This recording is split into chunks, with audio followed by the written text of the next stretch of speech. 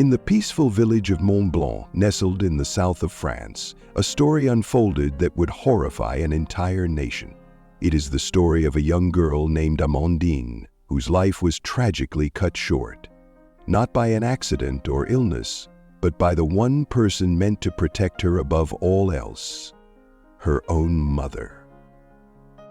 Sandrine Pissarra, a mother consumed by hatred and cruelty, committed an unthinkable act. She starved her 13-year-old daughter to death. Amandine weighed just 62 pounds when she passed away, her body ravaged by weeks of neglect and abuse.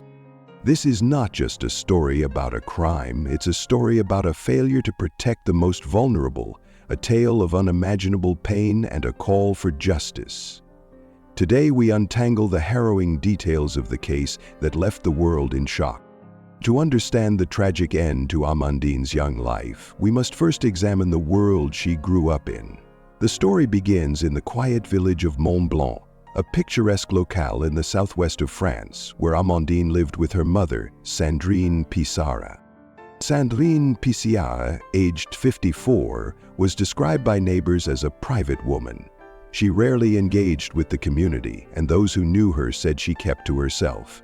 There were whispers of tension in her home, but few could have imagined the nightmare unfolding behind closed doors.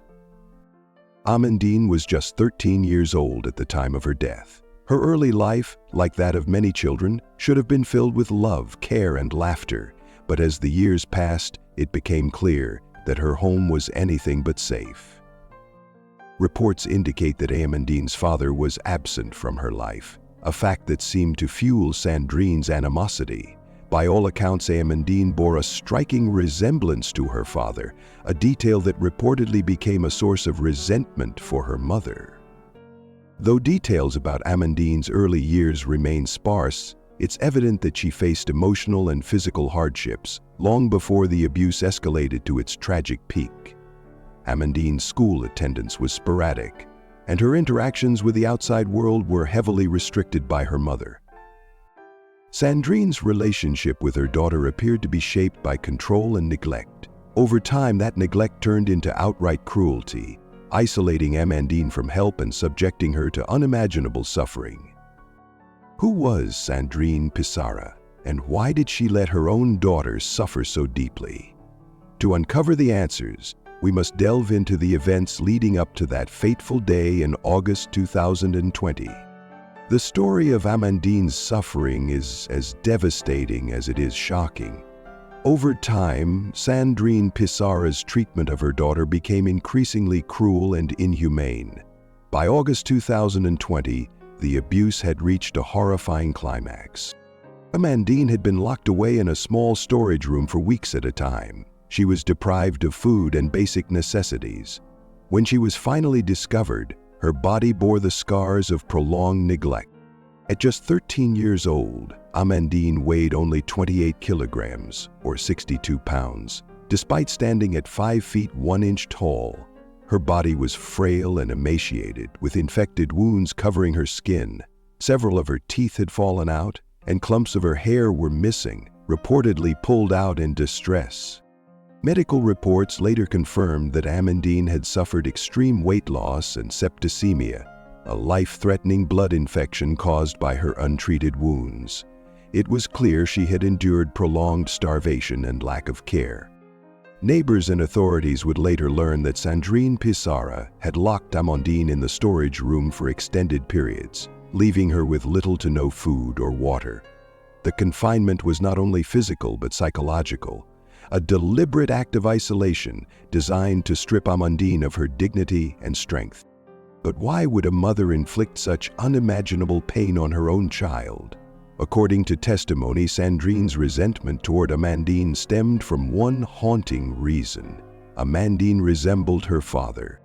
Sandrine reportedly despised Amandine's resemblance to the man who had abandoned their family. This misplaced anger festered over the years, warping into an unrelenting hostility that she directed toward her daughter. As Sandrine's resentment grew, so did the severity of her abuse.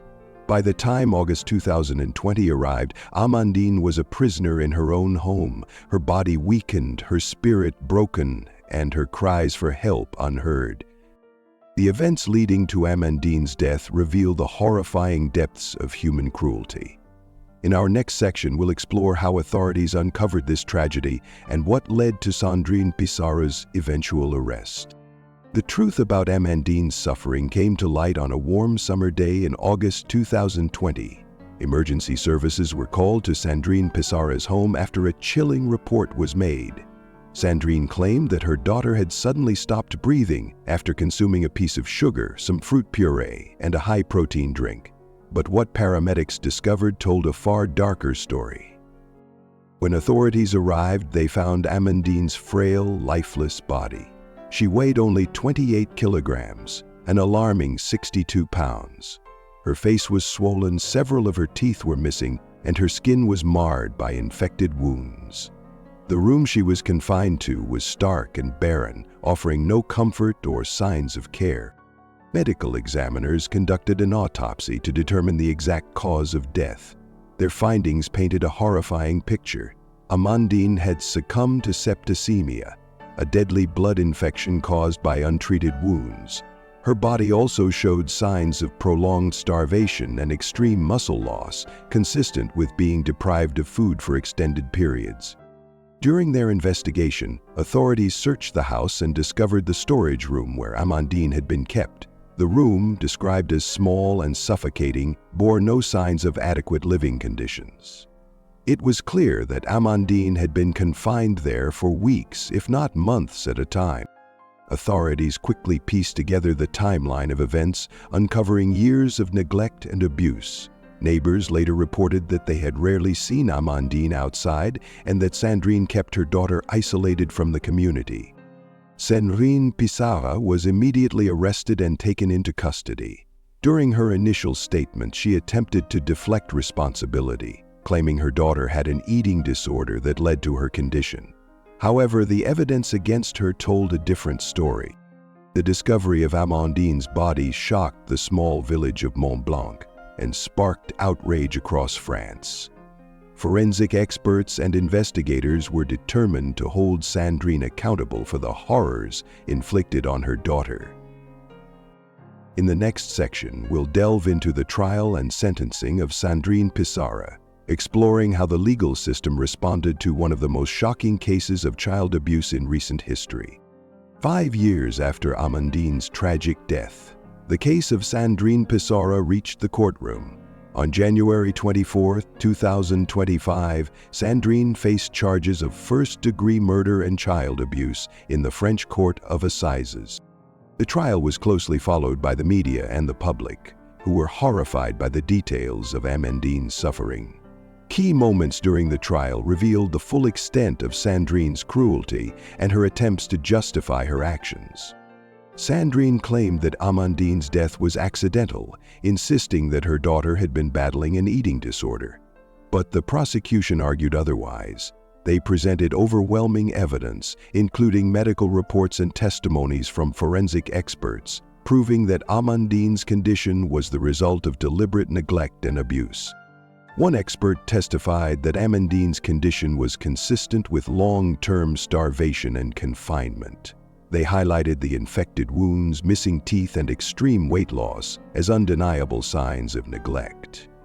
The prosecution also brought forward evidence of the makeshift storage room where Amandine had been confined. Neighbors and witnesses described Sandrine as a distant and secretive woman. They admitted noticing Amandine's absence from the community, but had no idea of the horrors she was enduring behind closed doors. Perhaps the most poignant moment of the trial came when the court was shown a photo of Amandine, taken before her abuse escalated. It served as a painful reminder of the young life that was lost. After weeks of testimonies and evidence, the jury reached a unanimous verdict. Sandrine Pissarra was found guilty of first-degree murder and sentenced to life imprisonment, with a minimum of 20 years to be served before eligibility for parole. The court's decision reflected the severity of Sandrine's crimes. The judge described her actions as deliberate and inhumane, emphasizing the profound betrayal of trust that a mother should have with her child. The trial's conclusion brought a sense of justice for Amandine's short life, But it also left lingering questions about the warning signs that went unnoticed for so long. The case became a grim symbol of the need for vigilance in preventing child abuse. In the final section, we'll explore the aftermath of this case and what lessons can be learned to protect vulnerable children in the future. The death of 13-year-old Amandine Pissarra left an indelible mark on the village of Mont Blanc and beyond. For those who lived near her, the case brought a deep sense of shock, grief, and guilt. We didn't know. We never saw her. If only we had known, maybe we could have done something. After the trial, a small memorial was created in Amandine's honor, a heartbreaking reminder of the life that was lost and the community's failure to protect her. The case of Amandine Pissarra reignited a nationwide conversation about child abuse in France. Experts pointed to systemic failures, asking how a child could suffer so profoundly without intervention. Questions were raised about the role of social services, schools, and the broader community in identifying and addressing signs of abuse. In the wake of the trial, advocacy groups pushed for reforms aimed at preventing such tragedies in the future.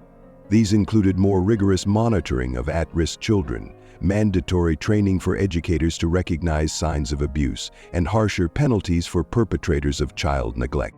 Amandine's story is not just a tragedy, it's a call to action. No child should have to endure what she went through, and it's our collective responsibility to ensure they don't. For Amandine's remaining family members, the emotional toll was immeasurable. They mourned not just the loss of a child, but the failure to protect her from the one person who should have been her greatest protector. The broader implications of Amandine's case serve as a grim reminder of the vulnerabilities of children who live in silence.